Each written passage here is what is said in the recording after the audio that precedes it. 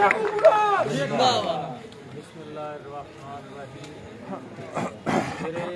इंतहाई काबिल इज़्ज़त काबिल एहतराम बुजुर्गों, भाइयों, नौजवान बेटों, अस्सलाम वालेकुम। मैं अपने छोटे भाई सफदर साई साहब जो स्टूडेंट यूनियन के जनरल सेक्रेटरी भी रहे, उसके बाद नाज़िम रहे, काउंसलर रहे और शहर में एक वो तबका जो शहर की भलाई के लिए, जो शहर के अमन के लिए, जो शहर में एक मुस्बत कौमी सोच के लिए काम करने वाले ये अफराद हैं, उनमें नुमायाँ सफदर साई साहब का एक मुकाम है। तो मैं उनको फिर से मुस्लिम लीग नून में, हालांकि मुस्लिम लीग नून जितनी हम सब की जमात है उतनी ही सफदर साई साहब की पहले से जमात है,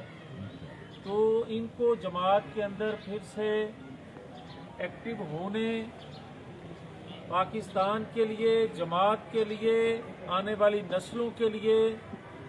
जिस मोबिलाइजेशन की ज़रूरत है वो अहद करते हुए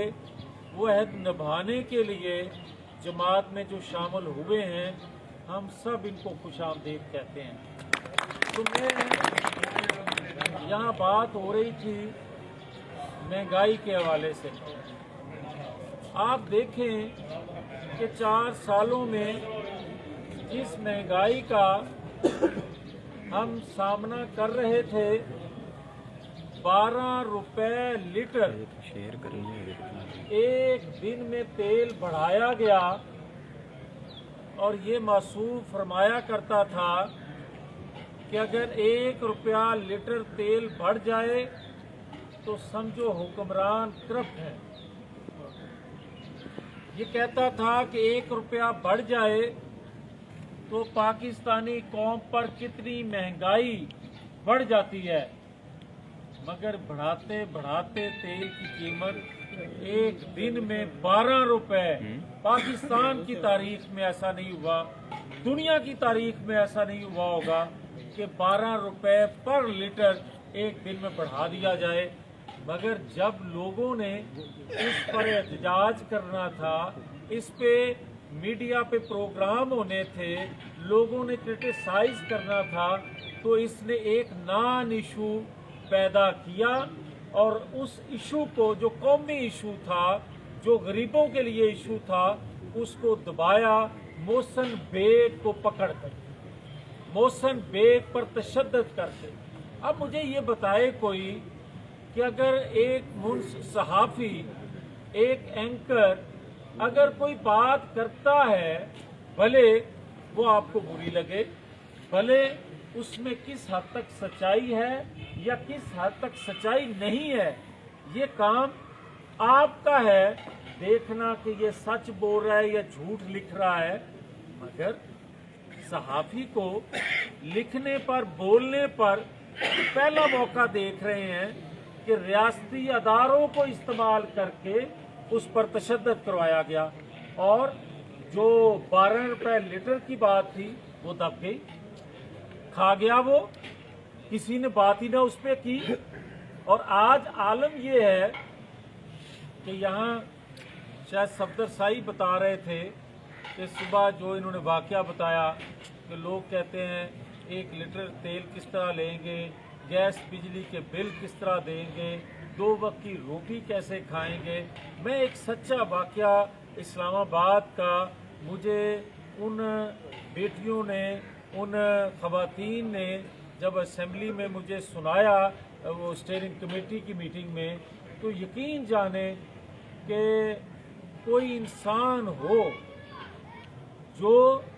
इंसानियत को समझता हो कि अल्लाह की मखलूक को प्यार करने से अल्लाह ताला जन्नत के दरवाजे खोलता है और जो मखलूक खुदा पर जुल्म करता है उसको रास्ता दोज़ख का दिखाता है। आप ये देखें कि उन खवातीन ने बताया कि हम जिस रक्शे में असेंबली तक आई, उस रक्शे वाले ने अपना फ़ोन, उसको कोई आ रहा था बार बार, तो उसने रिसीव करके उससे बात कर रहा था वो रक्शे वाला कि पिछले काफ़ी दिनों से मेरी दिहाड़ी, मुझे इनकम, मुझे रक्षा से कोई इतनी इनकम नहीं हो रही थी, जो थोड़ी बहुत हुई मैंने अपनी वालद की उससे दवाई ले ली। अब मेरे पास पैसे नहीं हैं। आज उम्मीद है कि कोई एक दो सवारी दिहाड़ी लग गई तो मैं इंशाअल्लाह ताला वो घर लेकर आऊँगा, मगर आप इनको चुप कराओ, आप इनको हौसला दो। तो वो कहती हैं कि हमें समझ लगी कि इसकी बीवी है और बच्चों के बारे में ये बात कर रहा है। तो बात चलते चलते यहाँ तक आ गई फ़ोन कॉल की कि उसको पता चला और उन बच्चियों को कि जब उसने कहा कि 2-3 दिन से बच्चे भूखे हैं, रो रहे हैं, नींद नहीं आ रही इनको, तो इनको चुप कराने की कराया। तो वो खवातीन भी कोई इतनी हैसियत की मालिक नहीं थी, बल्कि उस कमेटी में इसलिए आई थी कि हमारी जो जमा पूंजी है वो इनके दौरे हुकूमत में माफिया ने उस पर कब्जा कर लिया, और वो कोई पुलिस वाला था। उस कमेटी के को ये बताने के लिए आई, तो चंद पैसे जो उसके पास, उनके खवातीन के पास थे, उन्होंने अपना वापसी का किराया भी उस जो ड्राइवर था, रक्षा ड्राइवर, उसको दे दिया कि उसकी वो गुफ्तगू सुनने के बाद कि ऐसी पैदल चलियाँ जावांगियाँ, मगर इसको दे दो। ये हालत हो गई है आपके पाकिस्तान की, और आप कहते हो कि मैं बड़ा खौफनाक हो जाऊंगा, आप कहते हो कि मैं जलसे जुलूस करूंगा, आप कहते हो कि मैं आऊंगा तो बताऊंगा।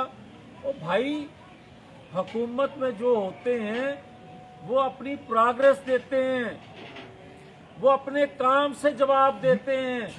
वो अपनी गवर्नेंस से जवाब देते हैं, वो रोजगार देने के बाद बात करते हैं, वो महंगाई पर कंट्रोल करके बताते हैं कि हमने ये काम किया। वो इंतकाम, ऐसा इंतकाम जो 4 सालों में खत्म होने का नाम नहीं ले रहा, वो ये नहीं करते कि मैं अपने अदारों को इस्तेमाल करके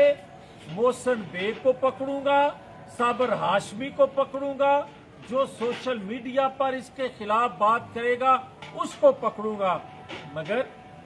4 साल बाद कौम ने तो पहले फैसला किया था कि ये नहीं चाहिए, इससे जान छुड़ाई जाए, मगर कौम ने जब दबाव बढ़ाया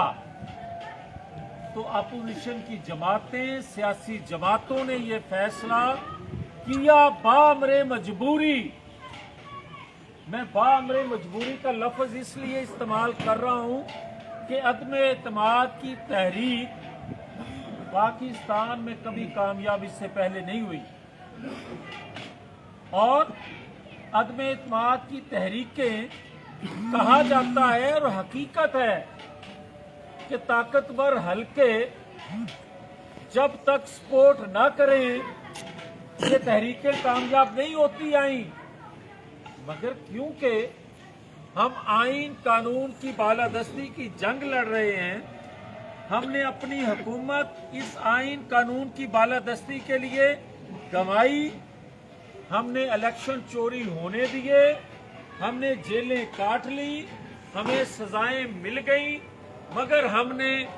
आइन कानून की बालादस्ती, पार्लियामेंट की बालादस्ती पर कंप्रोमाइज ना किया। तो आज अदम एतमाद की तहरीक लेकर आए हैं, तो किस सबब लेकर आए हैं? क्या वजह है कि आज यकीन है कि ये कामयाब हो जाएगी। यकीन सिर्फ एक है,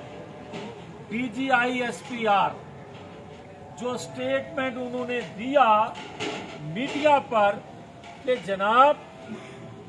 हम न्यूट्रल हैं, हम किसी डील का हिस्सा नहीं है, किसी तौर पर हम सियासत में मुदाखलत नहीं करेंगे, फोन कॉल नहीं आएगी, दबाव में नहीं लाया जाएगा,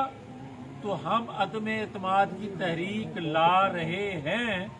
ये सोचकर कि पता चल जाएगा अगर तो कोई दबाव ना आया, अगर कोई फोन कॉल ना आई, तो 50% PTI के लोग जो हैं, मेंबर जो हैं, वो इनको छोड़ने के लिए तैयार बैठे हैं। और उसमें जब लोग सवाल करते हैं को कोई शो कर दें, तो मैं आज आपको कह रहा हूं और 11 वोटों में से 9 कराची से और 2 फैसलाबाद से, कितने हो गए? 11। और अभी जनूबी पंजाब, सेंट्रल पंजाब, खैबर पख्तूनख्वा और बाप पार्टी बलूचिस्तान, ये सारे के सारे अभी खड़े हैं। तो मुझे बताएं 50% लोग की गई बज़ोरे ताकत, तो फिर इसका अंजाम रियासत के लिए अच्छा नहीं होगा, अदारों के लिए मुश्किल बनेगी। पाकिस्तानी कौम का मुस्तकबिल जो है वो तार तार न करें। और जब कभी आईनी रास्तों को रोका जाता है तो दुनिया की रियासतों को देखें, जहां आईनी रास्ते को रोका गया वहां अंजाम क्या हुआ, और अपने मुल्क का देखें कि जब जब आईनी रास्तों को रोका गया